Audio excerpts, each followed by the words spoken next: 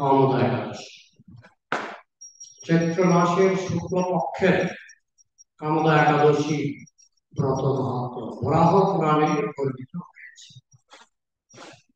মহারাজ যুধিষ্ঠির বললেন, হে বাসুদেব, আপনি কৃপা করে আমার কাছে চৈত্র মাসের শুক্লপক্ষের একাদশীর মহিমা কীর্তন করুন। শ্রীকৃষ্ণ বললেন, হে মহারাজ, এই একাদশীর ব্রত সম্পর্কে এক বিচিত্র কাহিনী বর্ণনা করছি, আপনি এক মনে তা শ্রবণ করুন। পূর্বে মহর্ষি বশিষ্ঠ মহারাজ দিলীপের কৌতূহল নিবারণের জন্য এই ব্রত কথা কীর্তন করেছিলেন।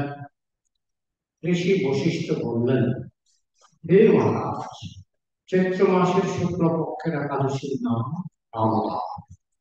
এই তিথি পাপ নাশক ও পুণ্যদায়ী। পূর্বকালে মনোরম নাগপুরে সর্বনির্মিত গৃহে বিষধর নাগেরা বাস করত। তাদের রাজা ছিলেন পুণ্ডরিক। নাগ মানে সাপ। আমরা যে সাপ দেখি সেগুলি নয়। পৃথিবীর নিচে অতল বিতল তলাতল রসাতল পাতা সাতখানা গ্রহপুঞ্জ আছে। ওই গ্রহপুঞ্জে যে নাগেরা থাকে তারা মানুষের থেকে বুদ্ধিমান। তাদের 6 মাস দিনের বেলা, 6 মাস রাত্রিবেলা, এবং ওই যে দক্ষিণায়ন, 6 মাস দক্ষিণায়ন সেটা হচ্ছে তাদের দিনের বেলা। 6 মাস উত্তরায়ণ যেটা, সেটা দেবতাদের দিনের বেলা, এই অসুর নাগ এদের রাত্রি। উত্তরায়ণ দক্ষিণায়ন 6 মাস করে করে দেবতাদের দিন 6 মাস, অসুরদের দিন 6 মাস। দেবতাদের রাত্রি 6 মাস, অসুরদের রাত্রি 6 মাস। তো নাগলোকে যে নাগেরা থাকে, আমরা তো পড়ছিলাম, এদের বড় বড় হোটেল আছে, 5 স্টার হোটেল। এরা হোটেলে যায়, রেস্টুরেন্টে যায়, যে মাথার মধ্যে থাকে মণি। এতে রাত্রিবেলায় আমরা কিছু দেখতে পাই না, তো 6 মাস এই মণির আলোতে ওরা সব রাস্তাঘাট দেখতে পায়। হ্যাঁ, এবং এই হোটেল রেস্টুরেন্টে গিয়ে ওরা হঠাৎ নামে একটা মদ আছে, যেটা নাগলোকেই পাওয়া যায়, এটা পৃথিবীতে পাওয়া যায়। ওরা হঠাৎ মদ খুব খায়। মদ নাগলোকের বাসিন্দারা দেখতে কিছুটা সাপের মতো, কিন্তু সম্পূর্ণ সাপের মতো নয়। এরা কথা বলতে পারে, এরা মানুষের থেকে ভালো বুদ্ধি আছে। কিন্তু ভোগবিলাসে বুদ্ধিটা ভোগবিলাসে। তো এই তিথি পাপনাশক পুণ্যদায়। পূর্বকালী মনোরম মনোরম নাগপুরে, নাগপুরে মানে সাপের রাজ্যে, স্বর্ণ নির্মিত গৃহে বিষধর নাগেরা বাস করত। তাদের রাজা ছিলেন পুণ্ডরিক, সাপের রাজা। গন্ধর্ব কিন্নর অপ্সরাদের দ্বারা সেবিত হতেন। গন্ধর্বরা হচ্ছে স্বর্গের, স্বর্গ না, স্বর্গের নিচে। তারা খুব সুন্দর গাইতে, গান গাইতে পারে, নাচতে পারে। কিন্নর অনেকটা দেখতে মানুষের মতো। অপ্সরা তো খুব সুন্দরী, স্বর্গের সুন্দরী বলা হয় অপ্সরা। তো এরা এই নাগরাজের পূজা করত। সেই পুরীর মধ্যে অপ্সরা শ্রেষ্ঠ ললিতা ও ললিত নামে গন্ধর্ব স্বামী স্ত্রী রূপে ঐশ্বর্যপূর্ণ এক গৃহে পরম সুখে দিন যাপন করত। একদিন পুণ্ডরিকের রাজসভায় ললিত একা গান করছিল। এমন সময় ললিতার কথা তার মনে পড়ল। ফলে সঙ্গীতের স্বর, লয়, তাল মানের বিপর্যয়, তাল কেটে গেল। কর্কটক নামে এক নাগ ললিতের মনোভাব বুঝতে পারল। গানের ছন্দভঙ্গের ব্যাপারটি সে পুণ্ডরিক রাজার কাছে জানালো। তা শুনে সর্পরাজ ক্রোধ ভরে কামাতুর ললিতকে, রে দুর্মতি, তুমি রাক্ষস হও, এই বলে অভিশাপ দান করলো। সঙ্গে সঙ্গে সেই ললিত ভয়ঙ্কর রাক্ষস মূর্তি ধারণ করল। তার হাত 10 যোজন বিস্তৃত, মুখপট 10 যোজন মানে, সেদিন আমরা বললাম 1 যোজন মানে 8 মাইল, 10 যোজন মানে 880 মাইল তার হাত। আমরা কুয়ার মধ্যে পড়ে আছি না, আমরা 80 মাইল এমন কারো দেখি যার হাত 80 মাইল? দেখি না। কিন্তু সংসারে ভগবান অনেক কিছু সৃষ্টি করেছেন। কে শুধু জগৎ বিচিত্রা, আমরা কুয়ার মধ্যে পড়ে আছি, তাই আমরা এগুলো অনেক সময় বিশ্বাস করতে চাই না। কিন্তু এখানে এই যে ললিত, তিনি পুণ্ডরীকের অভিশাপ, পুণ্ডরীক নাগরাজ, তার অভিশাপে তিনি রাক্ষস দেহ ধারণ করলেন। তার হাতগুলি হয়ে গেল 80 হাত, মুখ পর্বত গুহা, মুখটা হয়ে গেল পাহাড়ের গুহার মতো, রাক্ষসের চেহারা। চোখ দুটো প্রজ্বলিত আগুনের মতো, ঊর্ধ্বে 8 যোজন, হ্যাঁ, 8 8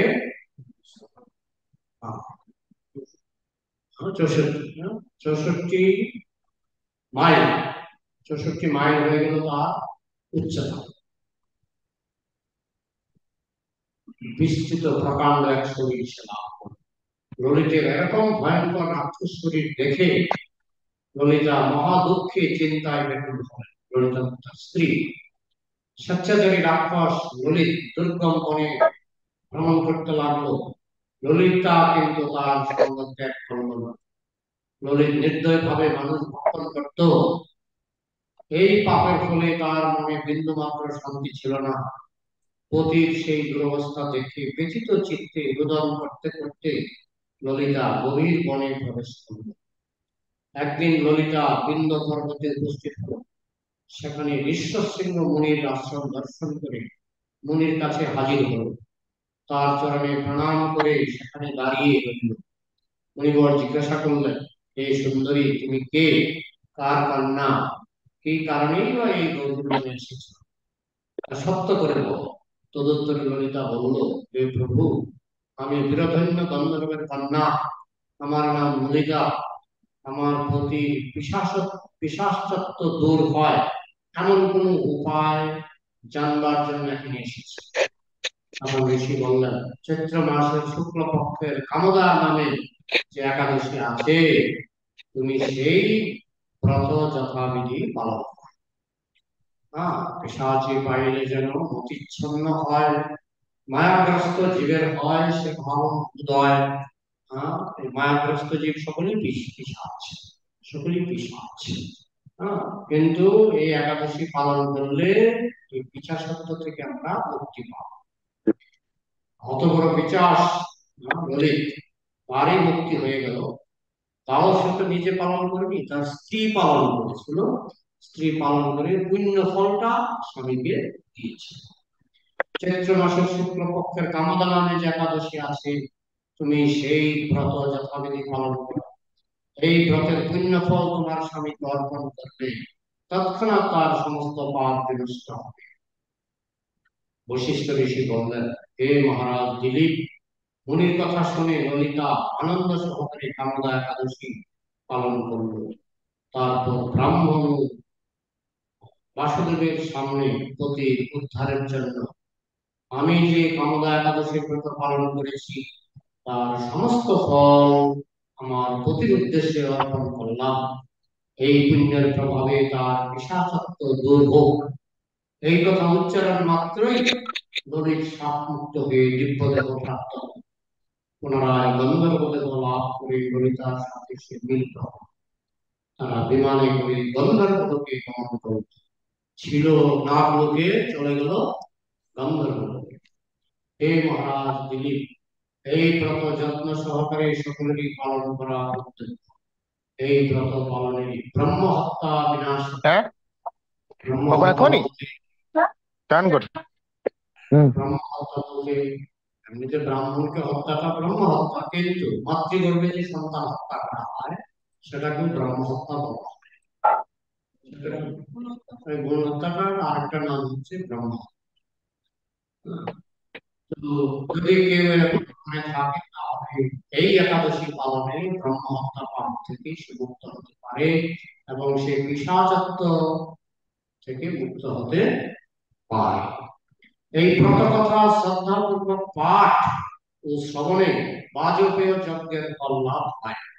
আজকে আমি পাঠ করলাম, আপনারা শ্রবণ করলেন, আপনারা বাজপেয় যজ্ঞের ফল লাভ করলেন। বাজপেয় যজ্ঞের ফলটা যে কি না জানা। নিশ্চয়ই খুব বেশি না, ভালো ফল। এখন আমরা আমাদের যে নিত্য নৈমিত্তিক প্রতিদিনের যে ভাগবত কথা, কি হলো একাদশীতে আপনারা তো ল্যাট্রিনে ঢোকেননি, যে ল্যাট্রিন পায়খানা করে তাড়াতাড়ি পালাতে হবে।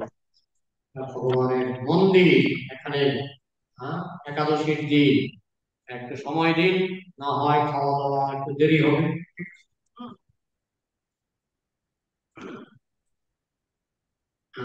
ভাগবত পাঠ আজকে কত নম্বর শ্লোক? 33। কেবলেন হৃদয়েন কুটুম্ব ভরণস্যুত জাতি জীবন মিশ্রম চরমং তমস পদম। ধন্যবাদ। অতএব যে ব্যক্তি অবৈধ উপায়ের দ্বারা তার পরিবার এবং আত্মীয় স্বজন পালনের অত্যন্ত উৎসুক হয়, সে অন্ধকার অমিশ্র নামক নরকের গভীরতম অন্ধকার প্রদেশে প্রবেশ করে। এই শ্লোকটি, এই শ্লোকে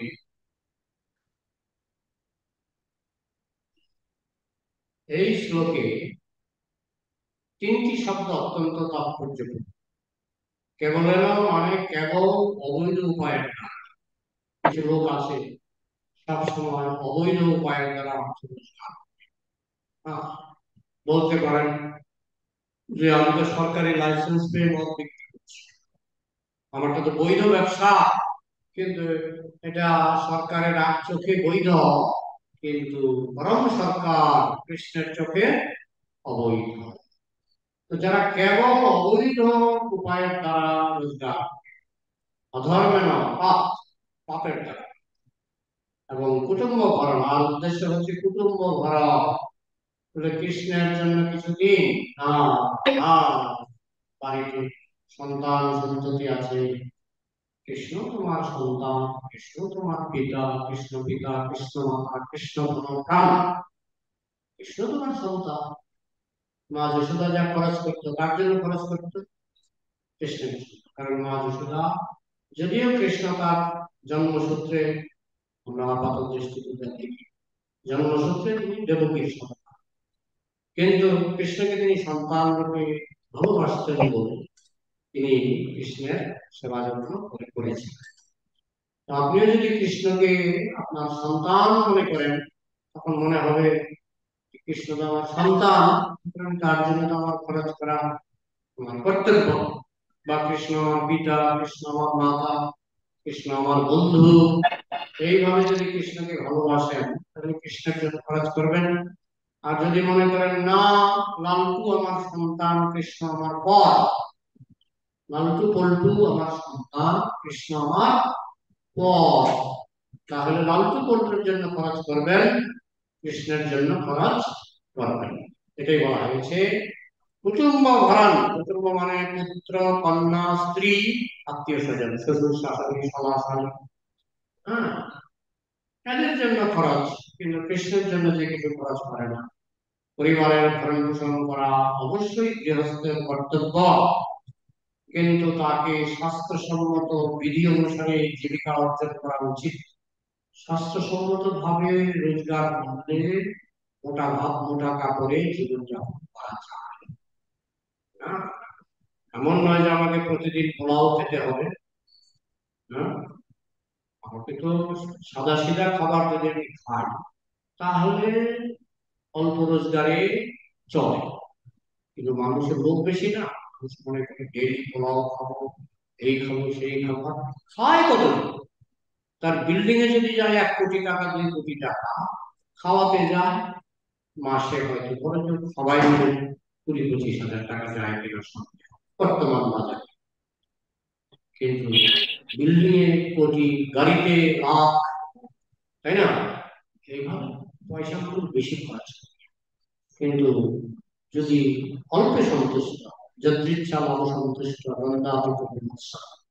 অল্পে সন্তুষ্ট, মোটা ভাত মোটা ভাত, তাতেই সন্তুষ্ট, তাহলে মানুষকে পাপ করতে হয় না।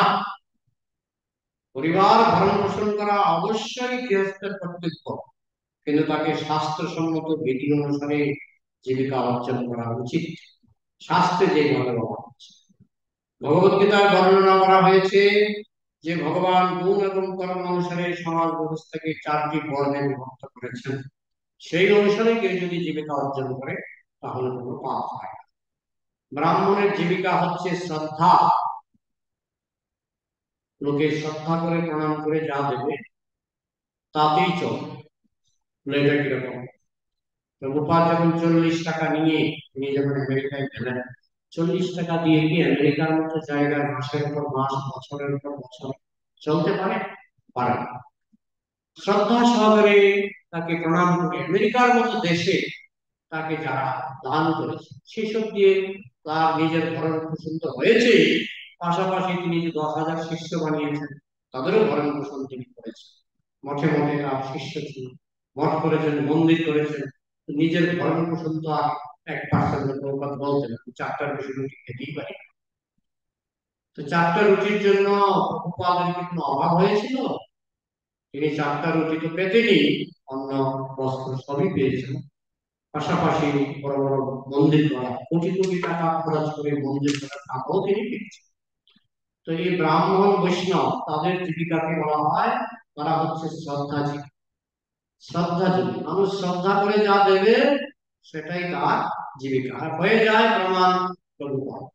এমন তো নয় যে প্রভুপাদ ভারতবর্ষে ছিলেন বলে প্রণামী পেয়েছেন, তিনি আমেরিকায় গিয়ে প্রণামী পেয়েছেন, রাশিয়ায় গিয়ে প্রণামী পেয়েছেন, জার্মানি গিয়ে প্রণামী পেয়েছেন। হ্যাঁ, যে ব্রাহ্মণ তিনি হলেন শ্রদ্ধাজীবী, লোকে তাকে শ্রদ্ধা করবে, শ্রদ্ধা করে লোকে তাকে কিছু না কিছু দেবে, তার দ্বারা তার জীবিকা হয়ে যাবে। তারপরে ক্ষত্রিয়, ক্ষত্রিয় হচ্ছে করজীবী, ট্যাক্স। হ্যাঁ, এখনো আজও যারা পলিটিশিয়ান ট্যাক্স পায়, ট্যাক্সের একটা অংশ থেকে তাদের বেতন হয়। তো ক্ষত্রিয়রা ছিলেন, আগেও ক্ষত্রিয়রা ছিলেন করজীবী, ট্যাক্স, ট্যাক্সের থেকে যারা জীবন জীবিকা, অন্ন বস্ত্র বাসস্থান এইসব নির্বাহ করে।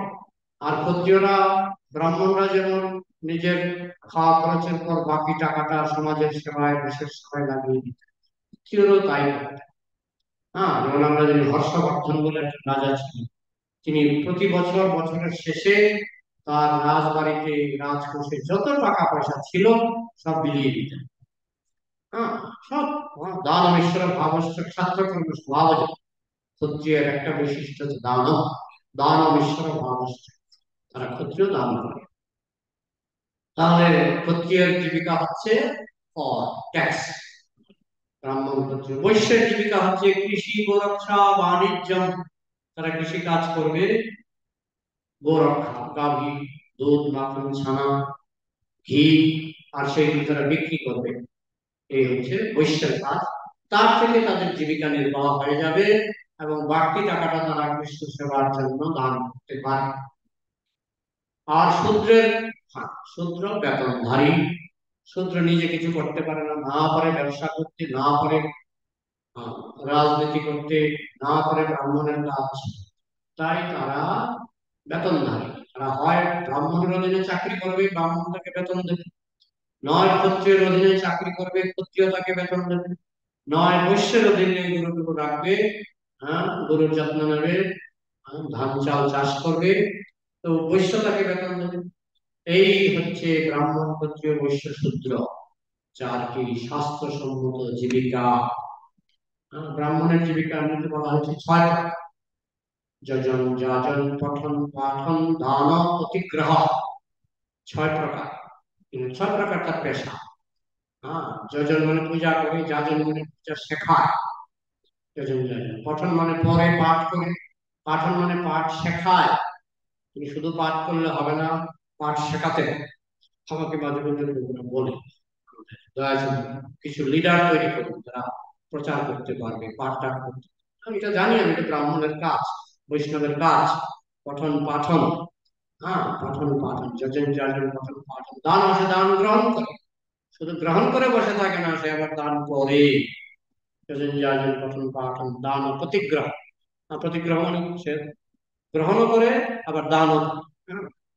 এই হচ্ছে ব্রাহ্মণের 6 প্রকার কর্ম, এগুলি শাস্ত্রসম্মত কর্ম। ক্ষত্রিয়ের শাস্ত্রসম্মত কর্ম আছে, দান মিশ্র ভাবস্বক সত্যকর্ম সমাজ। বৈশ্যের স্বাস্থ্যসম্মত কর্ম হচ্ছে কৃষি গোরক্ষা বাণিজ্যম বৈশ্যকর্ম স্বভাবজ।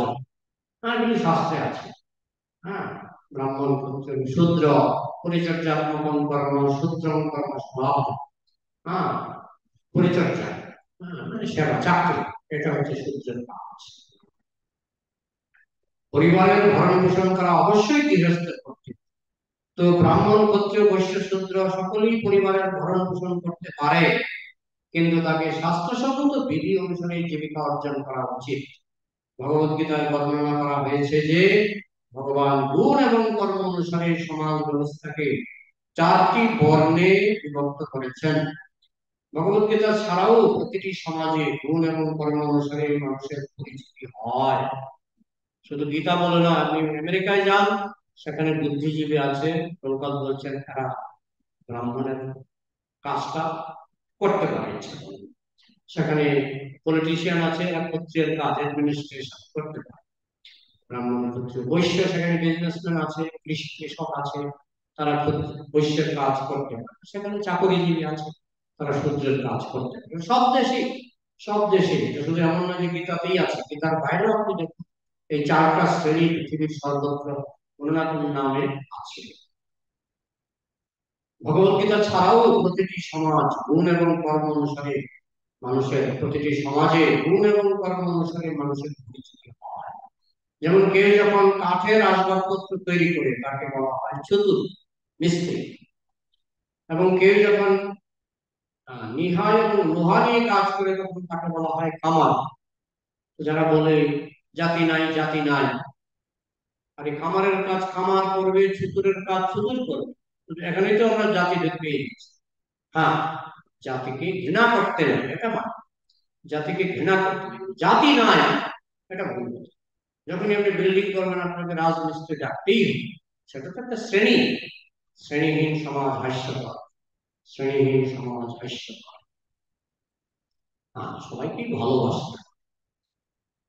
তেমনি ডাক্তারি অথবা ইঞ্জিনিয়ারিং ক্ষেত্রে যে সমস্ত মানুষ যুক্ত, তাদের বিশেষ কর্তব্য এবং উপাধি রয়েছে। কাউকে বলি ডাক্তার, কাউকে বলি ইঞ্জিনিয়ার। এখন একটা ব্রিজ তৈরি হবে, আমি যদি ডাক্তারকে বলি ব্রিজটা তৈরি করুন, সাধারণ মানুষের ধর্ম ভয়াবহ। ভগবত গীতায় বলা হয়েছে, ভগবত গীতায় যে পরের ধর্ম ভয়ঙ্কর। ডাক্তারের ধর্ম ব্রিজ তৈরি করা নয়, ডাক্তারের ধর্ম রোগী চিকিৎসা। ডাক্তারকে যদি বলি পরধর্ম করো, ইঞ্জিনিয়ারের ধর্মটা তুমি করো, ব্রিজটা বানাও, ব্রিজ ভেঙে পড়বে, পরধর্ম ভয়াবহ। আবার ইঞ্জিনিয়ারকে যদি বলি ব্রেন অপারেশন করো, হার্ট অপারেশন করো, কিডনি অপারেশন করো, রোগী মারা যাবে, পরধর্ম ভয়াবহ। গীতার কোন কথাটা যুক্তিহীন? প্রতিটি কথা যুক্তি আছে। তেমনি ডাক্তারি অথবা ইঞ্জিনিয়ারিং ক্ষেত্রে যে সমস্ত মানুষ যুক্ত, তাদের বিশেষ কর্তব্য এবং উপাধি রয়েছে। মানব সমাজের এই সমস্ত কার্যকলাপের বিভাগ ভগবান করেছেন 4টি বর্ণে: ব্রাহ্মণ ক্ষত্রিয় বৈশ্য শূদ্র। এই যত ইঞ্জিনিয়ার বলুন ডাক্তার বলুন, এই 4টা শ্রেণীর মধ্যে পড়ে যাচ্ছে। হ্যাঁ, আমাদের আগে ডাক্তারকে বলা হতো বৈদ্য। হ্যাঁ, এদেরকে এই শ্রেণীর মধ্যে ফেলা হয়েছে। ভগবত গীতা এবং অন্যান্য বৈদিক শাস্ত্রে ব্রাহ্মণ ক্ষত্রিয় বৈশ্য শূদ্রদের বিশেষ কর্তব্য সমূহ উল্লেখ করা হয়েছে। কে কি কাজ করবে, কে ব্যবসা করবে, কে চাষবাস করবে, কে গরু পালন করবে, এগুলি মনুসংহিতায় বিস্তারিত ভাবে বর্ণিত হয়েছে। গীতাতেও সংক্ষেপ আছে। এবং ভাগবত বর্ণাশ্রম বলে একটা অধ্যায় নারদ মুনি বলছেন, মানুষের কর্তব্য তার যোগ্যতা অনুসারে সৎভাবে কর্ম করা, অন্যায় ভাবে কোনো কিছু অর্জন করা উচিত নয়। অন্যায় ভাবে বলতে বোঝায় সে যে কার্যের যোগ্য নয় সে কার্যের দাম। কোন ব্রাহ্মণ যদি ধর্মাচার্যের পদে নিযুক্ত থাকে, যার কর্তব্য হচ্ছে তার অনুগামীদের পারমার্থিক জীবনে জ্ঞান দান করা, তার যদি ধর্মযাজক হওয়ার যোগ্যতা না থাকে, তাহলে সেই জনসাধারণের প্রতারণা করছে। হ্যাঁ, সে যদি সাধুগুরু সেজে, যেমন আজকাল আছে জেলের মধ্যে মহাগুরু, মহাগুরু জেলের মধ্যে, আমার 2-3 জন জেলের মধ্যে আটকা আছে, তাই না? তো এরা হচ্ছে কি না, গুরু সেজে এরা মানুষকে প্রতারণা করছে। অন্যায় ভাবে কখনো কিছু সংগ্রহ করা উচিত নয়। গুরু সেজে তারা প্রণামী নিচ্ছিল, পরবর্তীকালে যখন তাদের গুরুগিরি ধরা পড়ে গেল তখন তাদেরকে জেলে পাঠানো। এই নীতিটি ক্ষত্রিয় অথবা বৈশ্যের বেলায় প্রযোজ্য। আমরা জানি বহু কোটি টাকা চুরি করে মন্ত্রী জেলের ভিতরে আছে না, বৈশ্যের ক্ষেত্রে ক্ষত্রিয়ের ক্ষেত্রেও প্রযোজ্য। এখানে বিশেষভাবে উল্লেখ করা হয়েছে যে যারা কৃষ্ণ ভক্তির পথে বৈশ্যের বেলায়ও প্রযোজ্য। যারা বৈশ্য তারাও যদি কোটি কোটি টাকা কালো টাকা, তাদেরকে তো জেলে পাঠানো হয়, জেলে পাঠানো। এখানে বিশেষভাবে উল্লেখ করা হয়েছে যারা কৃষ্ণ ভক্তির প্রতি অগ্রসর হওয়ার চেষ্টা করছেন তাদের জীবিকা নির্বাহের উপায় অত্যন্ত সৎ এবং সরল হওয়া উচিত। অল্পে সন্তুষ্ট, যদৃচ্ছা লাভ সন্তুষ্ট, দন্দাৎসরা, অল্পে সন্তুষ্ট। আমার মোটা ভাব মোটা কাপড় দরকার, যেমন শ্রীমদ প্রভুপাদের বাবা, তার কাপড়ের দোকান ছিল, 2টা কাপড় বিক্রি হলেই দরজা বন্ধ করে দিত, দোকানের দরজা বন্ধ করে বাড়িতে ঢোকা।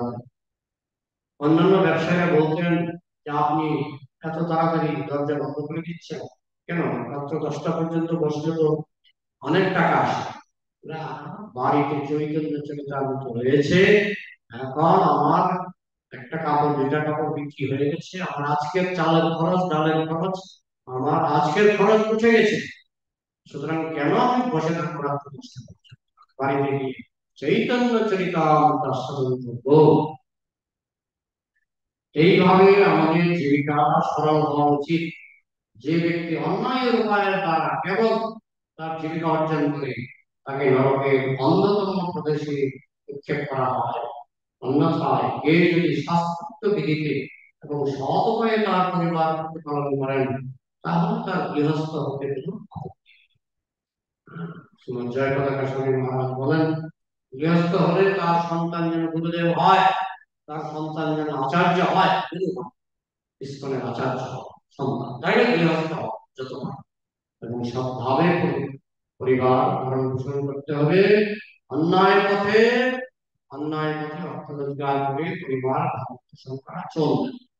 এটি হচ্ছে আজকের শ্লোকের তাৎপর্য।